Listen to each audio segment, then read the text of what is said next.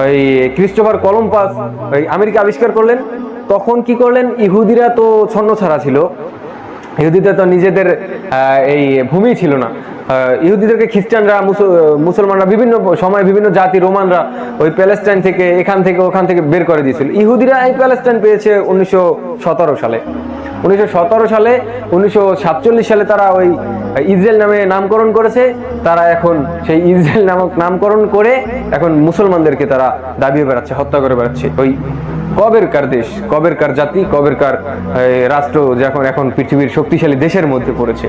তো ওই Christopher Columbus যখন এই আবিষ্কার করলো দেশ, তখন এই প্রোটেস্ট্যান্ট যে ধর্মের যারা মানে মতভেদের যারা ছিল, ইহুদিদের মাধ্যমে ওই প্রোটেস্ট্যান্ট ধর্ম অবলম্বীরা ওই সম্পূর্ণ আমেরিকায় চলে গেল এবং আমেরিকায় গিয়ে সেখানে তারা বসতি স্থাপন করলো এবং ইহুদিদের মাধ্যমে ইহুদিরা ওই সময় বাণিজ্য করে, বিভিন্ন দেশে বাণিজ্য করে বেরাতো।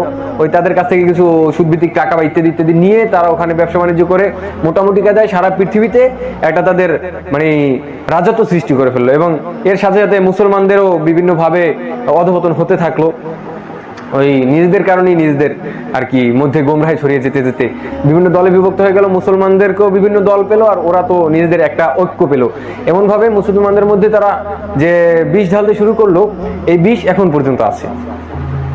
তো ইহুদিরা ওই যে আস্তে আস্তে শক্তি অর্জন করতে করতে তাদের মূল টার্গেট ওই যে দাজ্জাল, মাসিহ দাজ্জাল, অর্থাৎ অভিশপ্ত দাজ্জাল আমরা বলি, আর তারা বলে মানে ইহুদিরা বলে যে সাহায্যকারী দাজ্জাল, যার মাধ্যমে ওই মসজিদুল আকসা ভেঙে সেখানে হাইকালে সোলেমানি নির্মাণ করবে। হাইকালে সোলেমানি নির্মাণ করে সেখানে দিয়ে তারা পুরো পৃথিবী ওই সুলাইমান আলাইহিস সালাম যেভাবে রাজত্ব করেছিল না, ওভাবে তারা রাজত্ব করবে আর কি এই সারা পৃথিবী। এটা তো কখনো কোশ্চিন গেলেও সম্ভব না। আল্লাহ ওই মুসলমানদের দ্বারাই এই পৃথিবী আবার শাসন করাবেন ইনশাআল্লাহ।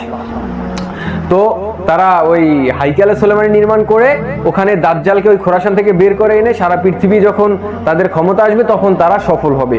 মূলত এই সফলতার ডাকি সারা পৃথিবীতে ইহুদিরা এক হচ্ছে। এখন সারা পৃথিবীর ইহুদিরা মূলত ওই সব এক জায়গায় মানে একত্র করার জন্য তারা তৈরি হচ্ছে। এবং কিছুদিন আগে দেখলাম যে একটা বই তো পড়ছিলাম, ইলুমিনাতি সম্ভবত বইটার নাম, ওই ইলুমিনাতি ওই বইটা পড়ছিলাম যে খ্রিস্টানদের মানে ইহুদিদের মধ্যে যে ভাগ আছে, এই ভাগের একটা ভাগ লোক এবং দাজ্জালের সাথে নাকি তাদের কন্টাক্ট আছে।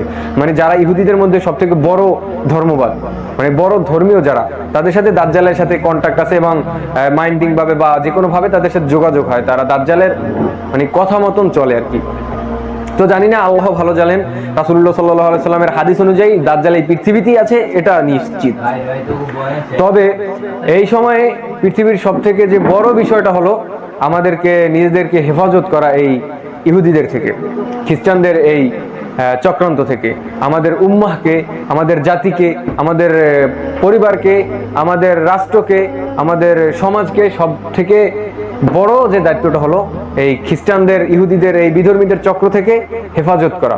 আর এটা একমাত্র আল্লাহ রাব্বুল আলামিনের সাহায্যই আমাদের দরকার এবং এটা আমাদেরকে নিজেদের ঐক্য গঠন করে সব মিলিয়ে আল্লাহ রাব্বুল আলামিনের সাহায্য নিয়ে এই মাসিহ যখন আমাদের আসবে, ঈসা আলাইহিস সালাতু ওয়াস সালাম, তখনই একমাত্র এটা আমার মনে হয় সম্ভব হবে। তাছাড়া মুসলমানদের এই বিপদে সাহায্য করার মতন কোনো নেতা হয়তো বা এই পৃথিবীতে এখন নেই, যার মাধ্যমে ঐক্য হয় মুসলমানরা আবার নিজেদের সেই সক্ষমতা, নিজেদের ঐক্য, নিজেদের শান্তি এই পৃথিবীতে নিয়ে আসবে। তবে একটা কথা বলতে চাই, এই মাসিহ দাজ্জালকে ওরা যে ভাবে সারা পৃথিবী ওরা রাজত্ব করবে, এই বিষয়টা কোচ্ছিন কালেও সম্ভব হবে না।